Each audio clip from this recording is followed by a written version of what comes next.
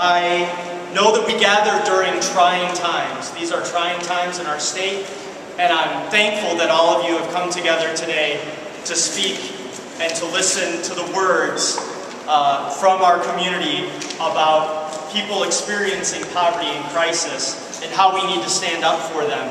In a few moments, I'm going to turn it over to Deborah Schlick from the Affirmative Options Coalition, and she's going to explain General Assistance, GA, and the Minnesota Family Investment Program, MFIP, how these two programs are at risk of very, very dangerous cuts, and why we need to act to protect them. After that, we're going to be hearing some words. We're going to hear words from GA enrollees, from caseworkers who work with MFIP clients, words from elected leaders about their budget and their priorities, and words from the scriptural traditions of various faiths and denominations expressing the need and the priority of putting people in poverty and crisis first and above others. We will be hearing today words about justice. So here are the policies we're concerned about and why we're here this afternoon. General assistance. Minnesota created the General Assistance Program in 1973. It was created because at the time we had a patchwork of local programs that were failing to help very poor adults with disabilities who were in poverty. What the legislature has proposed doing is eliminating the General Assistance Program, stepping away and abandoning the state's commitment to the poorest adults in the state of Minnesota. And that might sound familiar. So we spent 2 years fighting for health care for that group. Now we have to fight again, and that's to make sure that people continue to get a meager $203 a month to help pay for a room, to help pay for basic necessities, to pay for drug co-pays, to just keep things together. And remember who this is. These are vets. These are workers who did not have short-term or long-term disability insurance when they were working, and when struck with illness, were left behind not only by their employers but everyone else, and now the state wants to do the same. We don't want to see that happen. And the legislature has proposed, what? Block grants to local communities. So we can return to a patchwork that we saw fail in the 60s and 70s. So we do not want the elimination of general assistance. We do not want to allow the very poorest adults in the state who are struggling with very serious illness, struggling with disability, who are unable to get a job, to be left with nothing. There are two other proposals in that budget that aim at the Minnesota Family Investment Program. This is the program we created as part of welfare reform. We call it a welfare to work program. But the first cut aimed at the similar group. They would take $50 a month from families where the parent is so disabled the federal government has said that parent is unemployable, and she's trying to raise children $5,000 below the poverty line, because that's what we allow. And $50 a month to most of us doesn't mean much, but I can tell you the stories we've gotten, and the one that really, I thought, said it best, was a woman in this situation with severe mental illness, who already, without a cut to her assistance, has missed therapy appointments because she can't afford the bus fare. So we are asking disabled moms and children to face homelessness to solve this budget crisis. And finally, a proposal that would restrict the ability of parents who are on MFIP to get the education and training that could get them in the sort of jobs that would allow them to leave assistance behind for good. A policy change that would save us a few $100,000 and promise that those parents are stuck in the welfare system for most of their life. All three policies say that if you fall in crisis and that crisis puts you in poverty, we're going to close the doors out of poverty. So if it's a disability that's put you in crisis, we're going to leave you with almost nothing. If there's some way out, we're going to close that door. None of those are acceptable, and that's what we're speaking about legislators today. Hi, my name is Alice Price. I'm a mother of 3 grown children. I have a associate's degree in business management. My former job was as a school bus driver.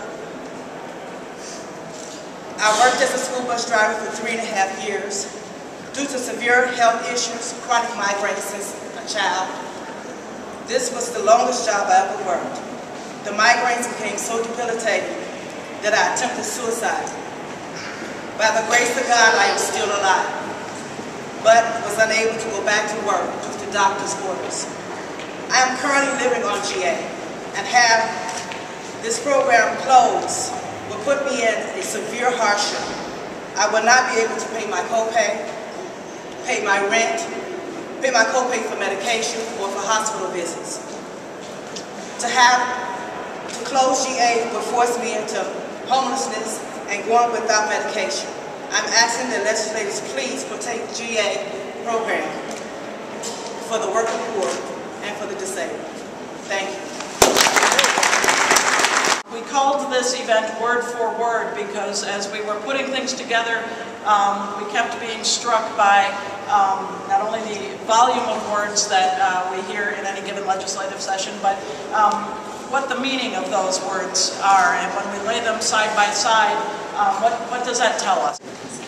In the words of a GA recipient, I use my general assistance for the essential items that most people take for granted. By the time I pay a modest fee for rent, I'm tapped. I manage to survive on what most spend on gas. If I did not receive GA, I would become a disabled, mentally ill, homeless person. Drastic, I know, but it would lead me to ruins. Recorded in the book of Deuteronomy, if there is among you anyone in need, a member of your community in any of your towns, do not be hard-hearted or tight-fisted toward your needy neighbor. You should rather open your hand, willingly lending enough to meet the need, whatever it may be. In the words of Senator David Hand, head of the Senate Health and Human Services Committee, much of the trimming can be done through reforms. We'll do everything we can do to protect the vulnerable, Hand said. In the words of the current Health and Human Services Bill, posted May 19, 2011, a bill for an act relating to state government, establishing the Health and Human Services budget, making changes to Children and Family Services, Department of Health, miscellaneous provisions, health licensing fees, health care and continuing care, redesigning service delivery, making changes to chemical and mental health, modifying fee schedules, modifying program eligibility requirements, authorizing rulemaking, imposing criminal penalties, requiring reports, appropriating money for departments of health and human services and other health-related boards and councils, making forecast adjustments, and amending Minnesota Statutes 2010. Be it enacted by the legislature of the state of Minnesota. In the words of a GA recipient, I am in great need of the GA program. I have some physical problems that I can't pay for. If you cut the program, I won't be able to pay for my medicine. I'm pleading with you to reconsider. In the words of a Hindu proverb, they who give have all things, they who withhold have nothing. In the words of Senate Majority Leader Amy Koch on NPR in November, education and protecting vulnerable Minnesotans is a top priority. In the words of the current Health and Human Services Bill, former programs means funding for general assistance, emergency general assistance, emergency supplemental aid, and Minnesota supplemental aid, special needs, and special diets. In the words of a GA recipient, GA allows me to pay my cell phone bill, buy hygienic items, and ride the city bus to and from meetings, for I'm in recovery, coming up 6 months clean. Going to meetings are very important. Connecting with my support network is important. Taking care of my hygiene builds my self-esteem and allows me to face society and my past life with dignity and honor for living a better life. I ask that I have a vote in the matter to please consider that there are people that this would affect tremendously. I am one of many. This would be a life-changing event for me if GA is cut. Thank you for your time. In the words of the prophet from the Holy Quran, What actions are most excellent to gladden the heart of a human being, to feed the hungry, to help the afflicted, to lighten the sorrow of the sorrowful, to remove the wrongs of the injured? In the words of Representative Keith Downey, a member of the Health and Human Service Committee, on his website, a priority is protection of the most vulnerable, from the unborn to the disabled to the elderly to those easily exploited. In the words of the current Health and Human Services Bill, funding for an emergency and general assistance program is limited to the appropriation. Each fiscal year, the Commissioner shall allocate to counties the money appropriated for emergency general assistance grants based on each county's average share of the state's emergency general expenditures for the immediate past 3 fiscal years as determined by the Commissioner. No county shall be allocated less than $1,000 per fiscal year.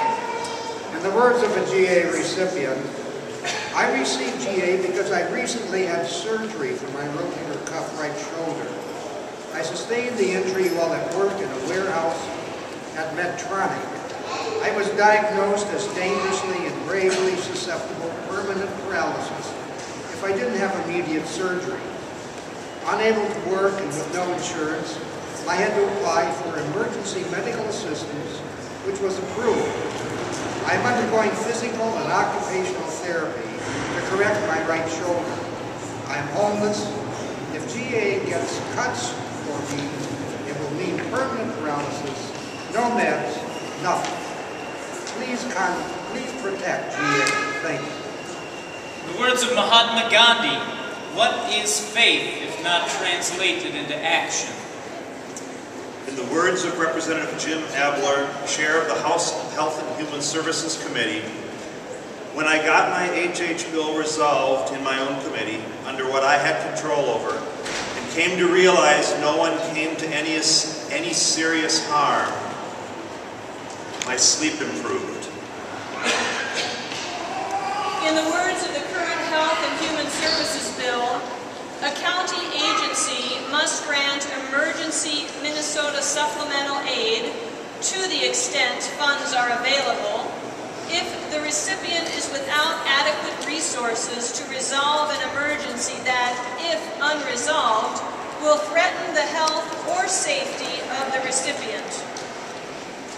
In the words of an MFIP caseworker, Shauna is currently in a homeless shelter and receives $674 a month in SSI benefits for herself and $437 a month in MFIP for her 2 children. She is in a homeless shelter because she needed to leave an abusive situation and was unable to find a place to live for fair market rent, $700 to $900 for a 2-bedroom apartment, plus take care of additional expenses that naturally came with children and housing. She is currently struggling with major depression and bipolar disorder, which is disabling enough to interfere with her ability to work. If her grant is cut another $50, Shauna's future remains hopeless, and her desire to someday have a stable place to live seems all the more out of reach. In the words of the prophet Isaiah, is this not the fast that I choose? To loose the bonds of injustice, to undo the thongs of the yoke, to let the oppressed go free, and to break every yoke? Is it not to share your bread with the hungry, and bring the homeless poor into your house? When you see the naked, to cover them, and not hide yourself from your own kin? In the words of Senator Amy Koch, tough decisions, particularly on health and human services, are ahead. But I believe that we will protect the people in nursing homes and the most vulnerable citizens. In the words of the current Health and Human Services Bill, the amount appropriated for emergency general assistance funds is limited to no more than $7,089,812 in the fiscal year 2012 and $1,682,453 in the fiscal year 2013. In the words of an MFIP caseworker, Sally is a disabled mother of 2 children struggling with ongoing mental health issues. Each month, she must utilize her Social Security benefits in order to pay her portion of rent, utility bills, medical expenses, and transportation costs. Her MFIP cash assistance must go towards covering the cost of clothing for her children, school supplies, personal hygiene items, school outings, and basically anything related to her children's needs. If MFIP cash assistance were to be cut or reduced to families receiving SSI, Sally and her children will be in a very vulnerable position. In the words of the Gospel writer John, how does God's love abide in anyone who has the world's goods and sees a brother or sister in need and yet refuses to help? In the words of Governor Dayton, my budget is far from perfect, but it is critical that we protect the needs of the poor first, not last. In the words of the current Health and Human Services Bill, Section 26, the county shall reduce the cash portion of the MFIP grant by $50 per adult SSI recipient who resides in the household and who would otherwise be included in the MFIP assistance unit under, but is excluded solely due to the SSI recipient status. In the words of a GA recipient, maybe the legislators should go to a shelter like me with just the clothes on your back and no money to stay for 1 week. You will have a totally different outlook, guaranteed. I have been homeless for over a year. I try each and every day to find housing with any resources I can. Please, when you go home to your cozy home and lay on your warm bed, think of all of us that don't, and please say a prayer for us. If the GA is cut, please say 2 prayers. In the words of Guru Granth Sahib, those who remember God generously help others. In the words of Representative Kurt Zellers, this is the people's house. Each member who comes before this body deserves the respect, the dignity of all of us. In the words of the current Health and Human Services Bill, Minnesota's supplemental aid payments must be issued regularly on the first day of the month. The supplemental aid warrants must be mailed only to the address at which the recipient resides, unless another address has been approved in advance by the county agency. In the words of a recipient of GA, I'm a resident of the House of Charity. I'm currently on GA. I use this monthly money for bus fare, body soap, and all the hygiene products, as well as to pay my phone bill, so I have contact with my family, for I'm in the city all alone, and they all live in the suburbs and further. If you cut this funding from the budget, I will not be able to get the everyday things I need. I will not be able to talk to my family. I know if you were in the same predicament, you would want the same thing I'm asking for, so please don't take away the only money I get every month. In the words of the prophet Micah, you have been told, O mortal one, what is good. And what does the Lord require of you but to do justice, to love kindness, and to walk humbly with your God? In the words of Representative Paul Thiessen, House Minority Leader, we cannot cut seniors and the disabled and kids by immense amounts. In the words of the current Health and Human Services Bill, each assistance unit with income and resources less than the standard of assistance established by the Commissioner and with a member who is a resident of the state shall be eligible for and entitled to general assistance if the assistant unit is a person who is suffering from a professionally certified permanent or temporary illness, injury, or incapacity which is expected to continue for more than 90 days and which prevents the person from obtaining or retaining employment. This is a change from the previous requirement of disability for 30 days. In the words of a GA recipient, after staying in shelter for 22 months, it was GA that enabled me to find a stable, clean, and sober apartment building. If GA is cut, my housing would disappear, and I will be dumped back into shelter life, to be preyed upon again. I am nearly 55 and declining in health. I do not believe I have the strength to go back. How could our elected officials decide to uproot people with disabilities who have found stability and sobriety in their lives? It is shameful to even consider cutting a lifeline to the poor and disabled. Yours truly. In the words of the gospel writer Matthew, I was hungry and you gave me food.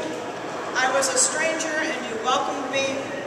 I was naked, sick, in prison, and you cared for me. As often as you did it to one of the least of my sisters and brothers, you did it to me. In the words of Representative Jim Abler, Chair of the House Health and Human Services Committee, at the end, we'll be hopefully protecting nursing homes, protecting care for the disabled, and keeping a safety net intact.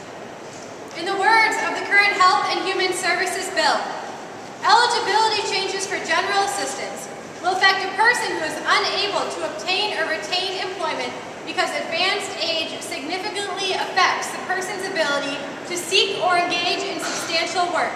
They're no longer eligible.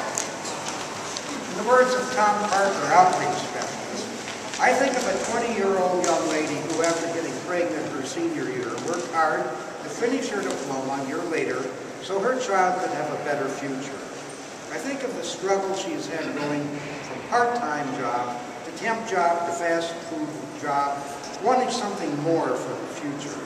I think of the emotional and mental struggle it is for her to consider the risk of a 1- or 2-year educational investment that will reward her future exponentially. Even though she's fully aware of this, her ability to think, plan long-term is often hindered by her attempt worry to live month to month. In the words of Representative Jim Abler, the House Health and Human Services Bill presents a philosophy of putting people on a path to independence. In the words of the current Health and Human Services Bill, Section 28, approval of post-secondary education or training, A, in order for a post-secondary education or training program to be an approved activity in an employment plan, the plan must include additional work activities if the education and training activities do not meet the minimum hours required to meet the federal work participation rate under Code of Federal Regulations Title 45. Participant must be working in unsubsidized employment at least 10 hours per week. In the words of a GA recipient, I need GA for my very existence. In the words of the Talmud Torah, do not be daunted by the enormity of the world's grief. Do justly now. Love mercy now. Walk humbly now. You are not obligated to complete the work, but neither are you free to abandon it. In the words of Speaker of the House Kurt Zellers in November, protecting and providing for our most vulnerable in society has always been our priority. In the words of the current Health and Human Services Bill, General Assistance Standard. The Commissioner shall set the monthly amount of standard of assistance for general assistance units consisting of an adult recipient who is childless and unmarried or living apart from parents or legal guardian at $203. We heard stories, we heard lines, quotes from various faith traditions that ground us in how we are to act in the world. We heard promises and beliefs from our elected officials, and then we heard the reality of Health and Human Services bills that did not always live up to those three previous things that we heard. And so that's why we are here today, to say, we want you to do what you said. We want you to protect the most vulnerable. You You have not done this, and we are here to call you on that. I was very, very moved by the words that I was hearing and that were being read to us. I was moved by what I saw in the paper, but most importantly, I was moved by the stories that people were sharing, that people were writing down about their experiences on GA and MFIP, and how those people, how the people using these programs will be severely, severely hurt by the elimination and reduction of these programs. I told you that we would begin as a vigil and we would move to action. This is the moment where we move from vigil and reflection to action and using words.